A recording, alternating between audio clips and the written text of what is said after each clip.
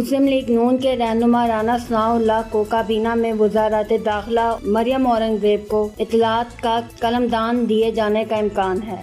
ज़राए के मुताबिक वज़ीर आज़म शहबाज शरीफ आज इत्तेहादी जमातों के सरबराहों से मुलाकातें करेंगे, जिसमें वफाकी काबीना में हिस्सादारी के हवाले से फैसला किया जाएगा। ज़राए का कहना है कि आज वफाकी काबीना के नामों को हतमी शक्ल दी जाएगी और आज रात तक काबीना का ऐलान कर दिया जाएगा।